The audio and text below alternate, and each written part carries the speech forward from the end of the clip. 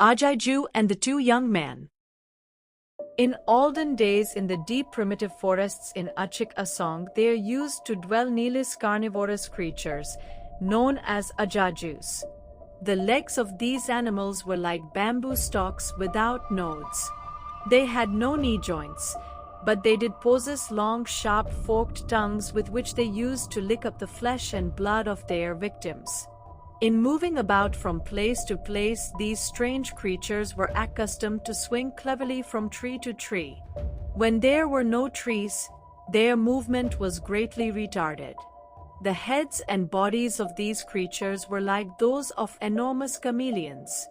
At night they used to sleep reclining against tall trees. In catching its prey, the Ajaju had its difficulties. If the prey ran downhill, it was almost impossible for the creature to catch it.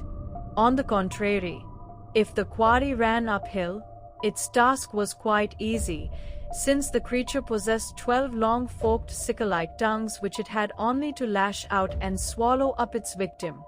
At leisure it could spit out the bones of the victims which it did not like. Whenever the Ajaju heard a human voice, it would shout out in a shrill penetrating tone, "Vio, vio, vio."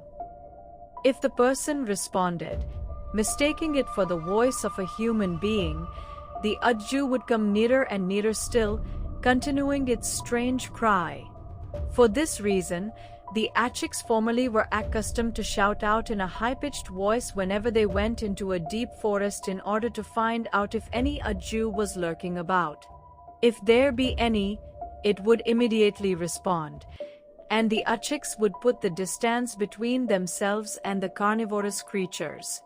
Now, in those ancient days there lived two young men in Achik Asong who were respectively named Ajan and Tojan. One day both of them went into a deep forest on the Dura hills in search of sokmil, edible cane fruit. As they penetrated deeper and deeper into the forest, they shouted aloud to frighten off any wild beast which might be in the vicinity. Suddenly they heard a sharp, shrill voice stealing across the distant slopes of the hills. Thinking that it was a human voice, they shouted in answer. At this the voice came nearer and nearer, until they beheld its possessor, an ugly Ajaju. Too late they discovered that they had been holding concourse unwittingly with this terrible creature. Their hearts beat wildly in sheer terror. Instinctively Ajan and Tojan took to their heels. Ajan cried to his companion, "Look, it has no knees.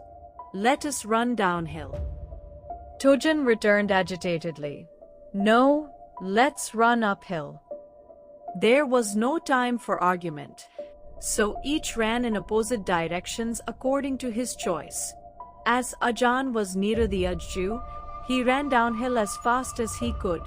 In his frenzy he tripped over a creeper, somersaulted in the air, and fell on the ground perilously near the avaricious creature. He lay stunned and panic-stricken to move an inch, but as the Ajaju had no knees it was unable to bend its legs and body and so could not get at him, however hard it tried. The beast promptly turned and made after Tojan running uphill. Within a few moments the animal was near enough to lash out its tongue and swallow up its fleeing quarry in the twinkling of an eye. With horror Ajan watched the savage beast lick up the flesh and blood of his foolhardy companion, spit out his bones distastefully and move on.